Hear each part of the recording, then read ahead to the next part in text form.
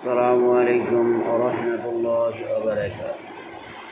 أعوذ بالله من الشيطان الرجيم. بسم الله الرحمن الرحيم. وإذا فرقنا بكم البحر فأنجيناكم وأغرقنا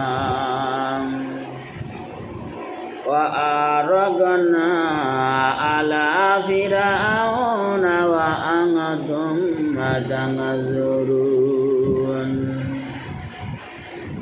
মহান রব্বুল আলামিন সূরা বাকারা 49 নম্বর আয়াতে বললেন, 50 নম্বর আয়াতে বললেন, যখন তোমাদের জন্য সমুদ্রকে বিভক্ত করে দিয়েছিলাম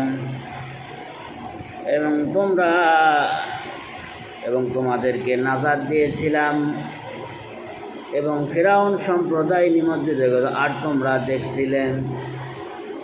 মহান রব্বুল আলামিন বনী ইসরাইল জাতিকে ডেকে বলতেছেন যে তোমাদেরকে আমি যখন সমুদ্র পার করে দিয়েছিলাম এবং ফিরআউনকে নিমজ্জিত করেছিলাম, তোমরা তাকায় দেখতেছিলেন।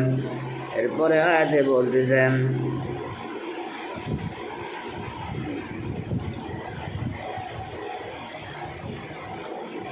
وَإِذَا وَعَدْنَا مُوسَىٰ 40 لَيْلَةً ثُمَّ اتَّخَذْتُمُ الْعِجْلَ مِن بَعْدِهِ وَأَنتُمْ ظَالِمُونَ। আর যখন মুসার জন্য 40 রাত্রি নির্ধারণ করেছিলাম, তার প্রস্থানের পর তোমরা গোছানাকে উপাস্য রূপে গ্রহণ করেছিলে, এতে তোমরা অন্যায় করেছিলে।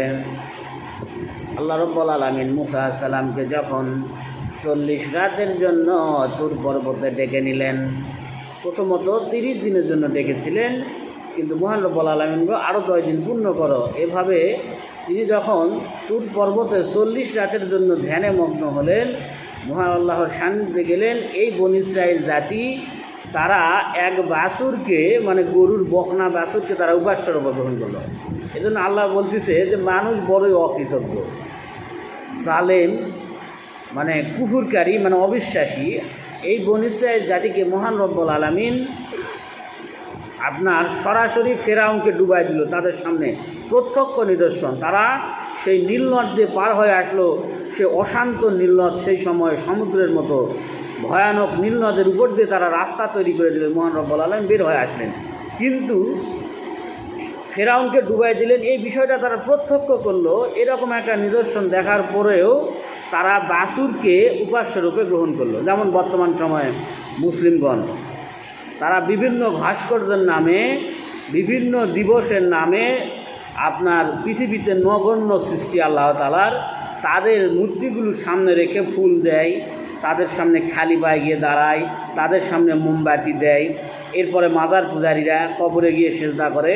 এই হচ্ছে বর্তমান মুসলিমের। তো তারা ওই মুশরিকদের মতোই আচরণ করতেছে যে পূর্ববর্তী যে মুশরিকরা গেছে। একজন হিন্দু আর একজন মূর্তি পূজারীর মধ্যে পার্থক্য কী? আপনার হিন্দুরা আপনার মন্দিরে তাদের উপাস্যদের পূজা করে, আর মুসলমান রাস্তাঘাটে, বিভিন্ন শহরে, বিভিন্ন জায়গাতে আপনার মানুষের পূজা করে, মূর্তি বানায়, বলে দিতে ভাস্কর্য, যেটা বলে ভাস্কর্য। হতভাগা কপাল পোড়া জাতি এটাকে ভাস্কর্য বানাইছে।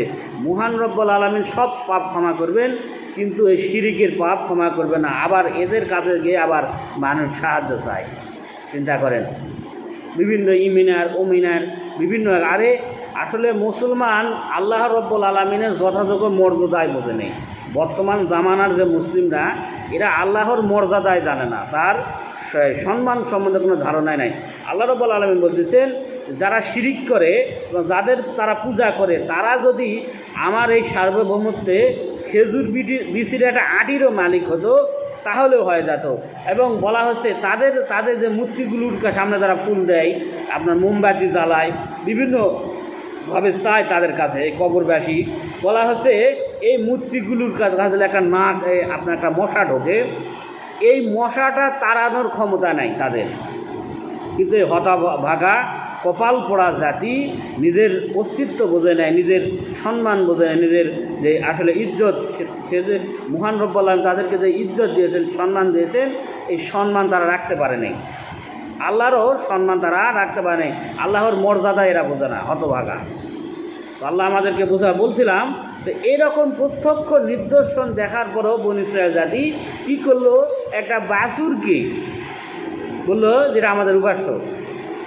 এদিকে আল্লাহ রাব্বুল আলামিন মূসা আলাইহিস সালামকে ডেকে নিয়েছেন, তাওরাত মানে বিশাল একটা কিতাব দেবেন, সেই কিতাবে এখানে ডেকে নিলেন।